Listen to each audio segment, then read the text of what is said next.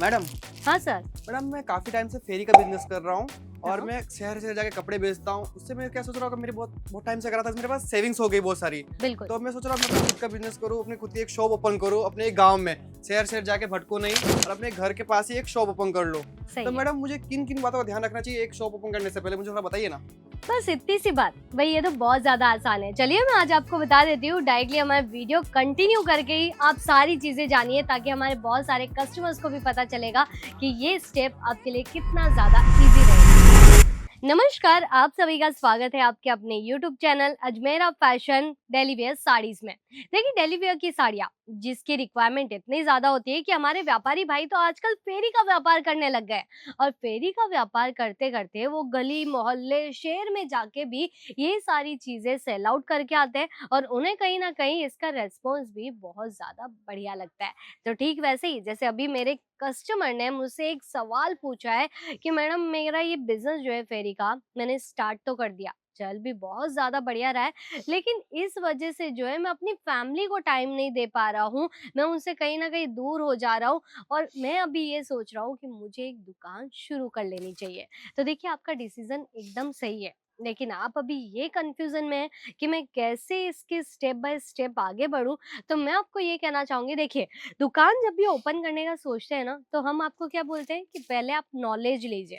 लेकिन नॉलेज तो आपने ऑलरेडी ले लिया है, क्योंकि कस्टमर का टेस्ट कैसा है, कैसी चीजों से आपको फायदा मिलेगा, ये तो आपको पता चल गया है। तो बस अभी आप अगर अपनी दुकान शुरू कर रहे हैं या घर से एक छोटा सा आउटलेट बनाना चाहते हैं, तो सबसे पहले आप जो है मिनिमम बजट से शुरुआत कीजिए। देखिए, हो सकता है कि आपने फेरी के व्यापार में आराम से लाखों कमाए होंगे, लेकिन लाखों का इन्वेस्टमेंट हम स्टार्टिंग से ही एक दुकान के ऊपर नहीं कर सकते हैं, क्योंकि आगे जाके क्या पता उसका फायदा हमें मिले या फिर ना मिले।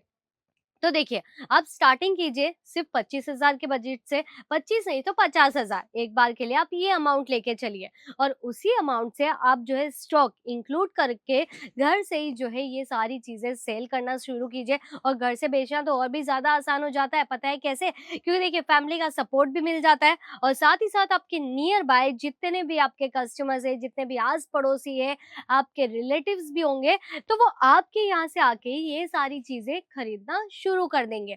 तो ये जो चीजें रहती है ना, और भी ज्यादा आसान होने लग जाती है, और इसी से जो है आप भी अपना बिजनेस शुरू कर सकते हैं। लेकिन देखिए, अभी घर से बिजनेस करना इतना ज्यादा आसान भी नहीं होता है, क्योंकि घर से बिजनेस करते हैं तो हमें हर चीज का कॉम्प्रोमाइज भी करना पड़ता है। मतलब कैसे? कुछ वेराइटीज ऐसी होती है जो कि हो सकता है कि टाइम से वो बिके भी नहीं, और कुछ कलेक्शन ऐसा हो सकता है जो कि फटाफट से बिकता चला जाए। तो आपको ये टेंशन नहीं लेना है कि भाई मेरा ये जो स्टॉक पड़ा है, ये स्टॉक कैसे सेल होगा। भाई होगा, सीजन के हिसाब से कस्टमर जो है वो सारी चीजें जरूर लेता है। अगर नहीं भी तो आप जो है एक तरकीब अपना सकते हैं। क्या? आप उसका सेल के हिसाब से कलेक्शन बेच दीजिए, क्योंकि ऑलरेडी जो आपने माल बेचा है 50%, उसमें से आपने डबल कमाई लिया है। सारे कलेक्शन के जितना प्रॉफिट आपने एक बार में कमा लिया है 50% में। तो 50% अगर आप सेल करेंगे तो भी आपको कोई घाटा नहीं होगा, क्योंकि आप उन्हें फिक्स रेट, जो कि जिस दाम में आपने खरीदा है उसी दाम के अंदर आप बेचने वाले हैं, तो उसमें आपका कोई घाटा नहीं होने वाला है, बल्कि आपको तो उसमें फायदा ही है, क्योंकि ऑलरेडी आप और भी नया जो स्टॉक है वो मेंटेन कर पाएंगे। तो इसी तरीके से देखिए, सैंपल्स भी कुछ ऐसे होने चाहिए जिसकी कलर डिजाइनिंग बहुत ज्यादा प्यारी लगे, कुछ ऐसे आर्टिकल जो कि वेयर करने के बाद में बहुत ज्यादा अमेजिंग भी लगे। और देखिए, जैसे कि अभी सीजन क्या चल रहा है, हमारा शादी ब्याह का सीजन चल रहा है, और शादी ब्याह के सीजन में कोई भी आपके पास से एकदम प्रिंट के कलेक्शन हो गए या फिर सिर्फ और सिर्फ हैवी वर्क वाले कलेक्शन हो गए, ये परचेज करने नहीं आएगा। उसको क्या चाहिए? मल्टी ऑप्शंस चाहिए। मल्टी ऑप्शंस अगर आप रखेंगे तो वही सारी चीजें बार्गेनिंग होने के बाद भी जो है आपके यहाँ से बिकती चली जाएगी। क्योंकि देखिए, ये तो फंडा ही है कि अगर आप घर से शुरुआत कर रहे हैं या फिर आपने फेरी का व्यापार भी किया होगा, तो भी आपको ये एक्सपीरियंस हो गया होगा कि कस्टमर जब तक बार्गेनिंग नहीं करेगा तब तक आपसे प्रोडक्ट नहीं लेगा। तो इस चीज के लिए तो आपको पहले से प्रिपेयर होना ही पड़ेगा। आप जो है मार्जिन भी उसमें ऐसा सेटअप कीजिए कि अगर बार्गेनिंग भी हो ना, तो भी आपको कोई घाटा ना मिले, क्योंकि इसी तरीके से जो है आपको भी कलेक्शन बेचने में और साड़ियों का व्यापार करने में ज्यादा मजा आएगा। क्योंकि अक्सर कस्टमर्स क्या गलती कर देते हैं, कलेक्शन तो उन्होंने ले लिया, ले लिया उन्होंने आराम से 50-60 हजार का।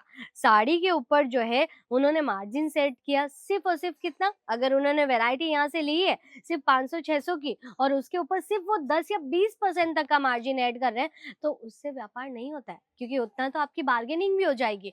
आप जो है स्टार्टिंग में 30 से 40% तक का जो है मार्जिन एड ऑन करके फिर चीजें बेचिए, ताकि आपको भी है रेस्पॉन्स एकदम प्रॉपर तरीके से मिलेगा, क्योंकि समटाइम्स कस्टमर फिक्स रेट के हिसाब से भी साड़ियाँ खरीद लेता है और कभी कभी ऐसा होता है कि आपके जो है चीज़ों के अंदर बार्गेनिंग होना भी शुरू हो जाता है। क्योंकि देखिए बिजनेस तो एक ही है, बिजनेस के अंदर कई सारे मोड़ आते हैं, लेकिन ये सारे पड़ाव अगर आप पार कर सकते हैं तो आपको इस कपड़े व्यापार के अंदर कोई भी पीछे नहीं खींच पाएगा। तो आज की ये इन्फॉर्मेशन अगर आप सभी को अच्छी लगी है तो बस कर लीजिए हमारे चैनल को सब्सक्राइब, बेल आइकन को प्रेस, और लगातार डेली वियर साड़ीज के इस चैनल के ऊपर जब भी आप जुड़ेंगे ना, तो साड़ियों की भी कई सारी डिजाइनिंग्स आपको देखने को मिल जाएगी और आप जो है ये सारी चीजें घर बैठे बैठे वर्ल्ड वाइड शिपिंग के जरिए भी मंगवा पाएंगे। तो मैं लेती हूँ अभी आप सभी से अलविदा, तब तक के लिए जो कमेंट बॉक्स आपको नजर आ रहा है ना, उसके अंदर कमेंट करके मुझे जरूर बताइएगा कि आज का ये टॉपिक और ये राय आप सभी को कैसी लगी और आप कहाँ से बैठ के ये वीडियो देख पा रहे हैं। धन्यवाद।